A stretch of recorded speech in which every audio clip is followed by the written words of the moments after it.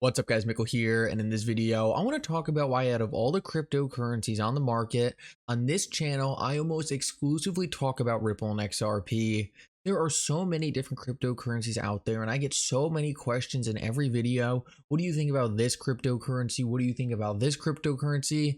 Well, in this video, I want to lay out for you the bullish thesis behind Ripple and XRP. I want to show you why there really isn't another cryptocurrency that even comes close to what's being built here. And I want to show you why out of all the cryptocurrencies I could give my time and attention, I almost solely focus on XRP. In this video, I'm going to lay out my entire thesis for you, let you know exactly why I hyper focus on this one digital asset so much.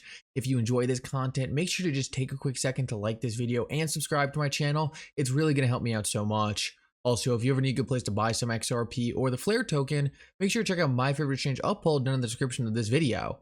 With that said though, let's jump right into it, and I hope you guys enjoy the content. So I want to start off quick and dispel one of the biggest rumors out there, and that is that XRP influencers get paid by Ripple to talk about XRP, and that could not be the furthest thing from the truth. One of the funniest things is actually from the Ripple SEC case, there was actually a document that came out that specifically stated that one of Ripple's goals was to help build an active network of XRP influencers. Now, a lot of people saw this and said, okay, this means Ripple is paying people to talk about XRP. But that's not true at all. Just because they are trying to build an active network of XRP influencers doesn't necessarily mean that they're paying people to talk about XRP. And I'll say one thing right off rip, Ripple has never even offered me $1. I've barely even communicated with anyone who's ever worked at Ripple. And if Ripple was to be paying influencers, I would be pretty pissed that I wasn't getting paid because I'm essentially making these videos almost for free. So if Ripple was paying people, I would be more than happy to get some money from Ripple, but I'm not. And that is not even remotely part of the reason why I talk about Ripple and XRP so much. I just thought this is pretty funny because so many people like default on this. They always come back to, oh, Ripple is paying all these influencers. I don't know a single influencer out there, and I talk to a lot of them, who gets paid by Ripple to do absolutely anything. Ripple was just in the entire Ripple SEC case. We didn't see a single document of an influencer actually getting paid by Ripple. So regardless of what everyone says, this certainly is not the reason why all these people focus so much on Ripple and XRP. Just wanted to throw it out there because I'm always getting comments like this. I want to move on though and actually talk about the material reasons for why I mostly focus on Ripple and XRP. And funny enough, it really comes from me being a pretty major cryptocurrency skeptic. There's not a lot of cryptocurrencies out there that I look at and I say, okay, this has legitimate utility.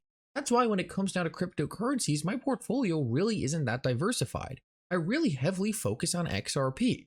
And for me, it's just because there are so many cryptocurrencies out there. Regardless of how cool they are, I just don't see how they're going to have a significant place in our next generation financial system. It seems like a lot of these different cryptocurrencies out there are solving retail solutions. They might have a niche betting product, or they might have a niche NFT product, but I just can't really see how it's going to be integrated into something greater in our future.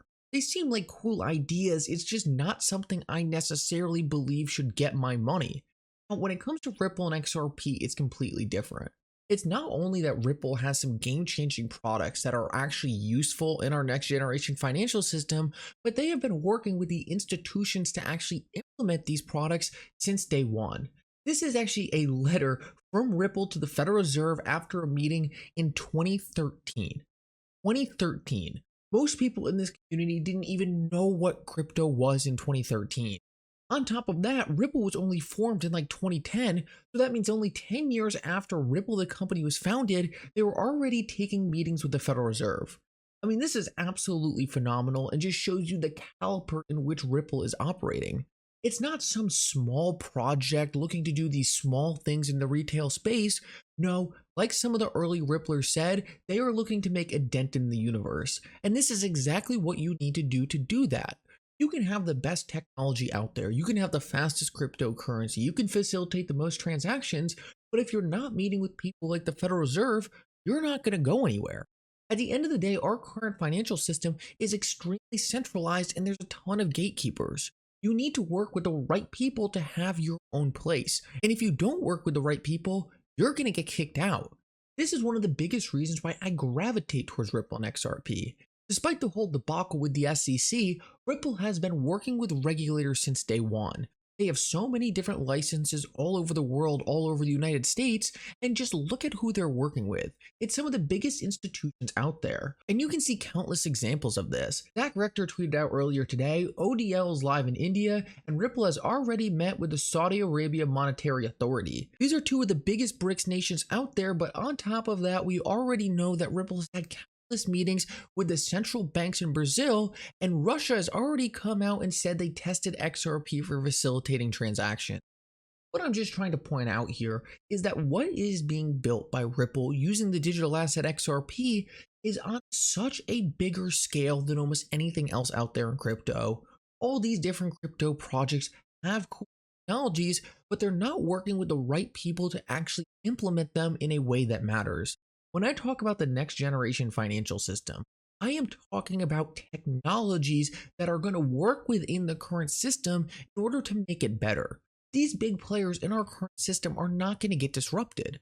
Maybe some of them will, maybe some will go away, but for the most part, it's going to be these big players in our traditional financial system adopting the technologies of the crypto sector to make their own products better. This means that if I see a project that's not already working with these authorities, who's not actively trying to get involved in these big institutions and big governments, I just look at it and say, that's cool, but it's never going to have the licenses, it's never going to have the clarity to actually disrupt what matters here. So this is one of the biggest things that I see with Ripple and XRP that almost no other cryptocurrency project has. Just take a look at Ripple's board of directors. You see people from the IMF, the BIS, BlackRock, the US Treasury, the US SEC, all these high-level people, because these are the types of people you need in order to actually make big things happen.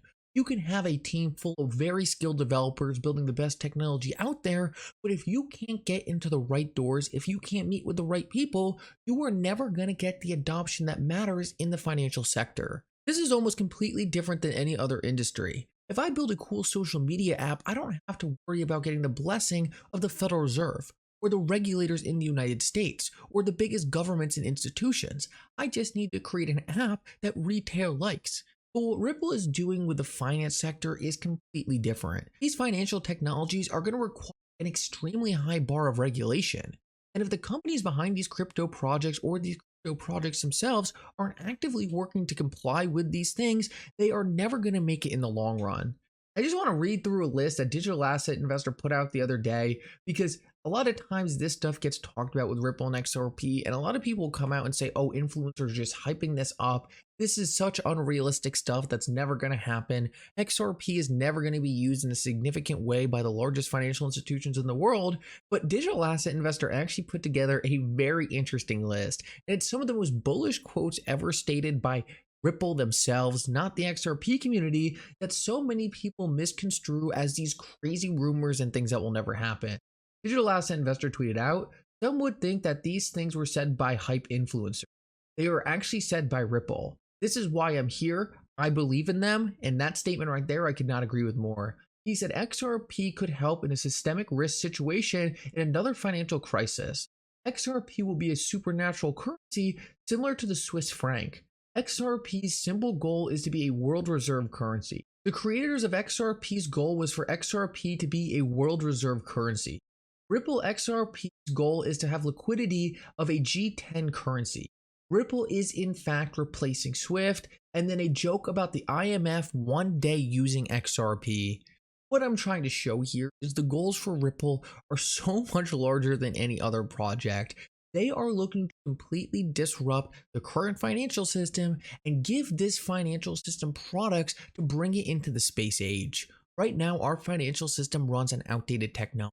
It's from the 60s and 70s. Almost every single industry out there has been disrupted by the internet except the financial sector. Cryptocurrencies are this disruption. As long as you are bullish on the fact that the cryptocurrency asset class is one that is going to revolutionize finance, and as long as you understand that there is not another technology out there that is going to be able to replace what cryptocurrencies bring to this sector, then all you need to do is look at which cryptocurrencies are going to make it in this next generation system. For me, it's not hard to see who has been working with the right people since day one. It's not hard for me to see that Ripple was meeting with the Federal Reserve in 2013, meeting with all other nations all around the world, and it's not hard for me to understand that these are the things that need to be done in order to get wide-scale adoption. While everyone else focuses on these projects that are just trying to get their legs going, just trying to carve out their own niche in this sector, I am looking at Ripple and XRP that already seem to have a place carved out in the system as we know it. This is why I mainly focus on Ripple and XRP. This is why when I build a cryptocurrency portfolio, I think it is insane for me to think about putting in cryptocurrencies that don't have potential past what XRP has.